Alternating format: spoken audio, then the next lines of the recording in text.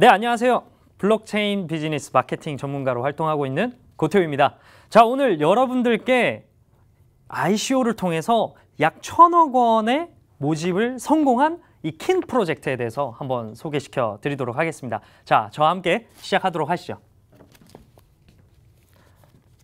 자, 킨 프로젝트. 자, 여기 보시면은 일상생활을 위한 디지털 서비스의 분산화된 생태계. 자, 뭐 어떤 의미인지 한번 좀 자세하게 알아보도록 하죠. 지금 이제 그 킨 프로젝트에서 저희한테 이제 제공한 그 백서 중에 한글로 이제 제공된 백서가 있습니다. 그래서 오늘 여러분들께 한글로 제공된 이 백서를 바탕으로 해서 한번 차례차례 한번 설명을 드릴 거고요. 앞서 관심 있으신 분들께서는 백서를 보기 이전에 한번 저와 함께 한번 훑어보시고 이후에 보시면 좀 더 쉽게 한번 알 수 있을 것 같습니다. 자, 백서의 맨 앞 페이지에는 이렇게 킨이라고 하면서 일상생활을 위한 디지털 서비스의 분산화된 생태계 이렇게 명명이 되어 있는데요. 자, 어떤 의미일까요? 제가 좀 더 풀어서 얘기를 해볼게요. 자, 일상생활을 하시면서 여러분들 디지털 서비스를 이용하는데 대표적인 게 어떤 메신저 가장 많이 쓰죠. 메신저 그리고 어떤 구매 이런 디지털 상거래도 할 수도 있고요. 이런 다양한 활동들을 단순히 기존에는 중앙화된 어떤 서비스를 이용을 했는데 이제는 분산화된 생태계를 통해서 이러한 일상생활을 디지털 서비스를 이용한다. 이 의미로 좀 보면 좋을 것 같아요. 자, 이런 프로젝트를 진행을 할 때 이 백서의 맨 앞에 나와 있는 이 마치 슬로건 같이 이렇게 그 프로젝트가 지향하는 바를 이렇게 주장하는 게 굉장히 중요한데요. 지금 제가 다소 봤을 때는 이 문구는 다소 좀 약한 부분이 있지 않나 그렇게 생각됩니다. 그래서 이 부분 굉장히 중요하다. 백서를 읽을 때. 그리고 이제 좌측 하단에 한번 보시면 지금 여기 보시면은 이게 킥 인터랙티브라고 있고 여기에 킥 마크가 있어요. 자, 여러분들 혹시 킥이라는 메신저 들어보신 적 있으세요? 한국에 사용하시는 대부분은 뭐 라인 혹은 이제 카카오톡을 많이 쓰시기 때문에 킥이라는 이런 메신저에 대해서 굉장히 좀 생소하실 거라고 생각됩니다. 이 킥은 북미 또는 캐나다의 10대들한테 굉장히 많은 인기를 얻고 있는 메신저 중 하나라고 보시면 좋을 것 같고요. 이전부터 이제 킥이라는 메신저를 통해서 이 킥 인터랙티브에서 이제 운영을 해왔던 것이고요. 이 킥 인터랙티브라는 이 프로젝트, 이 법인에서 만든 이 킥이라는 어플리케이션을 통해서 앞으로 이 킨 프로젝트가 어떻게 융합되는지 이 백서를 통해서 이제 풀어낸다. 이렇게 이해를 하시면 좋을 것 같습니다. 네, 그렇다면은 킥 인터랙티브사에 대해서 한번 살펴보도록 하겠습니다. 지금 여기 보시는 것처럼 킥 인터랙티브는 킥 메신저를 2010년도에 첫 번째 출시한 그 회사이고요. 현재까지 약 3억 회의 누적 다운로드를 기록했습니다. 그리고 익명성이 특징인데요. 이 익명성이 무엇을 얘기를 하냐면 여러분들 카카오톡 이렇게 가입을 하실 때 어떻게 사용하셨어요? 본인의 핸드폰 전화번호를 입력을 해야지만이 등록을 할 수가 있었죠. 근데 킥 인터랙티브에서 제공하는 이 킥 메신저는 이 전화번호 없이도 성별, 이메일, 생년월일만으로도 가입이 가능하다는 점이 굉장히 특징이라고 볼 수 있고요. 이 점이 청소년들한테 있어서 굉장한 매력 포인트, 이렇게 진입을 할 수 있는 어떤 장점으로 이렇게 작용을 한 것으로 이제 알려져 있습니다. 자, 그래서 킥의 비전, 그 다음에 킥의 비전에 대해서 이 킨 프로젝트는 이렇게 4가지로 구분을 시켰습니다. 첫 번째는 어쨌든 이 분산화된 이 생태계를 구축하기 위해서 가장 중요한 게 뭐예요? 바로 토큰, 이 화폐가 중요하죠. 이 새로운 디지털 화폐를 만들겠다. 그것을 명명한 게 킨이라는 거고, 이 킨이라는 것은 킨십이라는 친족이 있습니다. 여러분들 스킨십이라는 것도 있죠. 어떤 이 킨십이 친족이라는 단어가 있는데 이 결국에 이러한 단어가 의미하고 있는 그 커뮤니티와 연결된 느낌을 전달하는 이 킨이라는 아이덴티티를 활용해서 그 화폐로 공유 경제에서 사람들을 모으기 위한 어떤 방법으로서 이제 킨이라는 화폐를 만든 거고요. 그리고 두 번째, 그 킨이라는 화폐를 만들었으면 이 킨이라는 화폐를 어떻게 하면 가치를 놓을 수 있는지 그 방법에 대해서 이제 얘기를 한 겁니다. 그래서 어떻게 하겠냐? 그러면 큐레이션, 콘텐츠 장착, 그리고 상거래도 할 수 있게 하면서 이 커뮤니티 안에서 이 킨이라는 화폐가 가치를 가지고 가치를 더할 수 있는 그 환경을 구축하겠다. 그렇게 이제 설명을 했고요. 그리고 세 번째는 에코시스템, 생태계 구축에 대해서 얘기를 했습니다. 그렇다면 생태계 구축을 할 때 여기에 중요한 게 본인들은 이제 비트코인의 블록 보상 그리고 이제 스팀잇의 게시 보상과 같은 이전 시스템의 영감을 받았다 이렇게 설명을 했는데요. 결국에 이 지금 킨 프로젝트 역시도 뭔가 새로운 어떤 서비스를 하는 게 아니라 앞서 서비스를 개진했던 여러 프로젝트들의 어떤 영감을 받아서 이렇게 했다라는 걸 백서에 표현하는 것은 굉장히 중요합니다. 백서를 읽는 사람들 역시 이런 앞서 진행됐던 서비스에 대한 부분들을 알면서 좀 더 명확하게 이해를 할 수 있는데 도움이 된다. 그렇기 때문에 뭔가 백서를 표현할 때 이런 식으로 앞서 영감을 받았던 거에 대해서 정확하게 명명해 주는 거는 저는 중요하다고 생각합니다. 그래서 이러한 그 보상 시스템을 바탕으로 이 생태계를 구축하겠다 이렇게 얘기했고요. 그리고 이제 개방된 거버넌스를 위한 기초를 다지겠다. 자, 여러분들 거버넌스라고 하면은 정부 그리고 은행, 어떤 기업 안에서 그리고 어떤 단체 안에서 어떤 의사결정을 하기 위한 어떤 기구, 의사결정을 하기 위한 어떤 프로세스, 방법, 이 모든 것들을 통칭해서 거버넌스라고 합니다. 이 부분 굉장히 중요한 거고요. 그리고 앞서 나가서 이런 여러 프로젝트가 장기적으로 진행되는 데 있어서 가장 중요한 어떤 역할을 하는 것도 거버넌스입니다. 그래서 뒤에 페이지에서 이 거버넌스에 대해 좀 더 자세하게 좀 이야기를 해보도록 할게요. 자, 아까 처음 말씀드렸던 것처럼 암호화폐를 만들겠다. 그래서 킨 암호화폐라고 얘기를 했고요. 이 암호화폐는 여기 보시는 것처럼 킨의 비전은 채팅, 소셜미디어, 지불과 같은 일상적인 디지털 서비스에 사용할 수 있는 범용 암호화폐입니다. 그러니까 기존에 본인들이 그 메신저 서비스를 통해서 했던 어떤 서비스를 그대로 이제 이어서 설명을 해둔 거고요. 그거를 이제 화폐로서 어떤 표현을 한 거다. 이렇게 보면 좋을 것 같습니다. 범용 암호화폐, 어떤 기능성을 가졌죠. 그렇기 때문에 이 기능을 어떤 유틸리티 토큰이라고 좀 아시면 좋을 것 같습니다. 이제 아래 보시면 구현을 어떻게 하냐 이것도 정확하게 명명을 했습니다. 우리는 이더리움과 ERC 무슨 말이냐면 ERC20는 앞서 제가 설명드린 것 중에 많이 언급이 됐었죠. ERC20는 이제 이더리움 기반으로 만들어진 토큰을 우리는 ERC20 이렇게 명명을 합니다. 이렇게 지금 어떠한 암호화폐로 구성을 하겠다 이렇게 지금 명시가 되어 있고요. 다음 페이지 볼게요.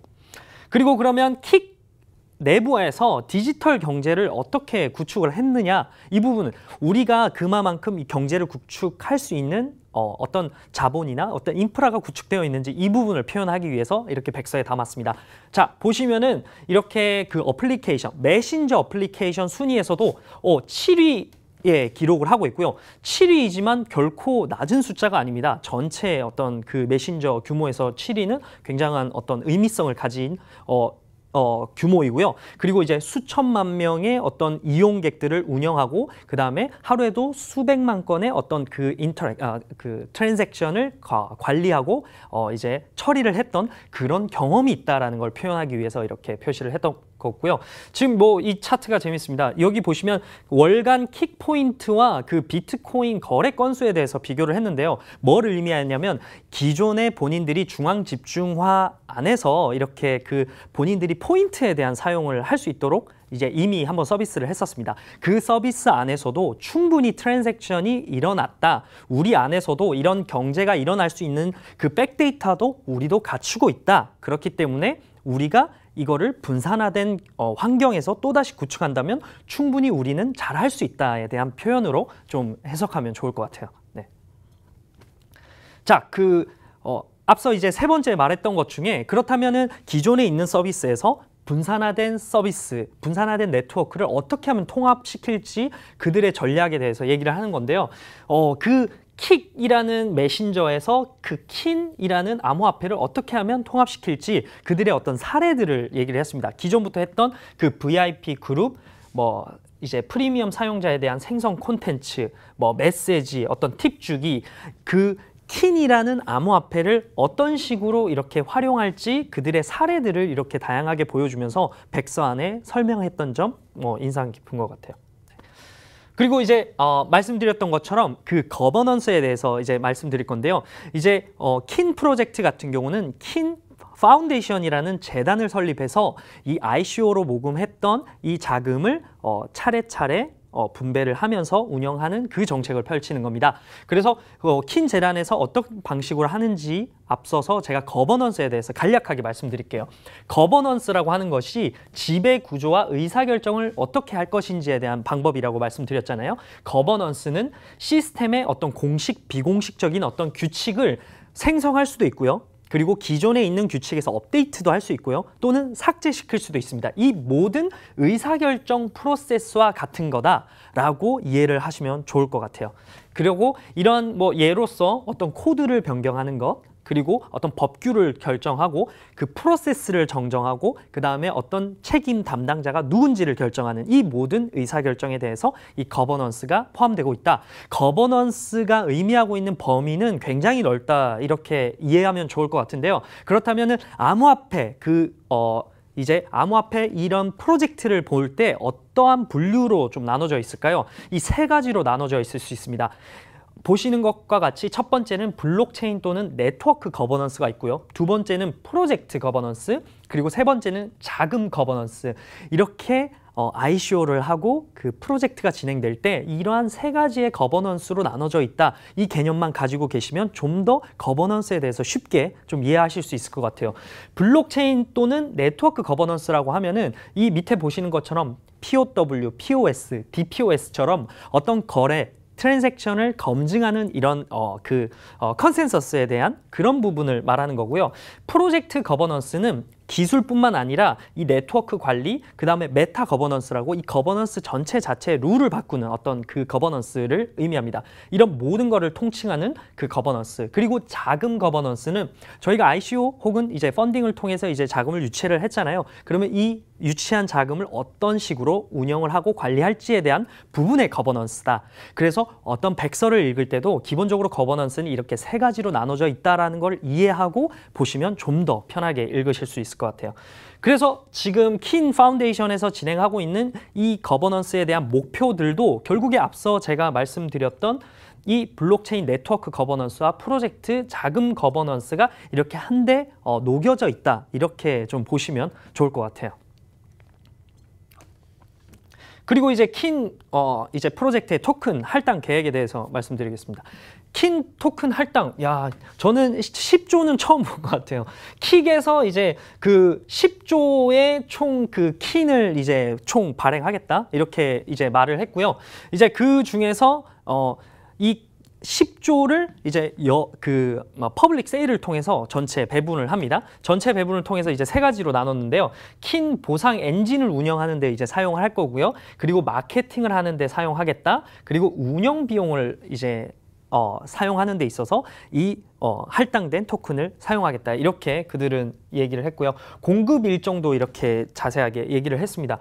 재밌는 게 지금 여기 보시면은 인플레이션 일정도 이렇게 얘기를 했어요. 결국에 이제 화폐라고 하는 것이 결국에 계속 공급이 되면서 이 화폐 가치가 들쑥날쑥 이렇게 움직일 수 있습니다. 하지만 너무 갑자기 짧은 시간 안에 많이 풀어버리거나 혹은 적게 풀거나 하면은 인플레이션이 발생될 수가 있죠. 그 가치를 너무나 큰 변동폭으로 움직일 수 있지 않게 하기 위해서 이렇게 이제 표를 이렇게 잡아놨고요. 지금 보시는 것처럼 초기에는 당연히 그 변동폭이 좀 크다라고 볼 수 있지만 앞으로 이제 11년 이후로 지나치면 이제 8.2%로 이렇게 된다 이렇게 계산을 해뒀어요. 계산에 대한 근거는 이렇게 제시하지는 않았지만 이렇게 계산을 했다라는 거에 의미를 둘 수 있을 것 같습니다.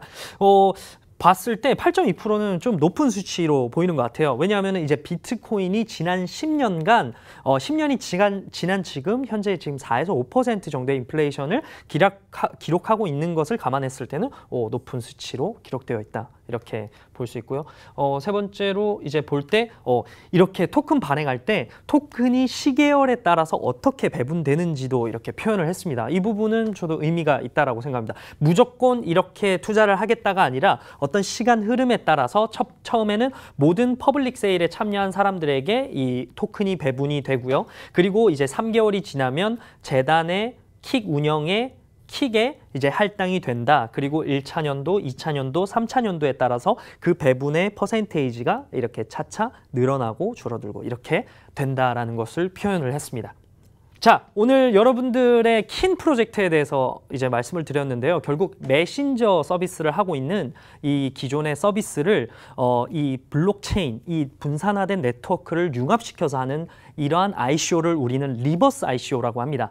그래서 이러한 리버스 ICO를 통해서 참여했던 이 킨이라는 프로젝트가 다소 이제 라인이나 어떤 뭐 카카오톡에 비하면 굉장히 상대적으로 다소 규모가 작지만은 그런 이 메신저의 서비스를 하고 있는 회사가 앞다투어 이 블록체인 비즈니스에 뛰어들었다라는 건 굉장히 의미 있는 어떤 메시지라고 저는 생각하고요.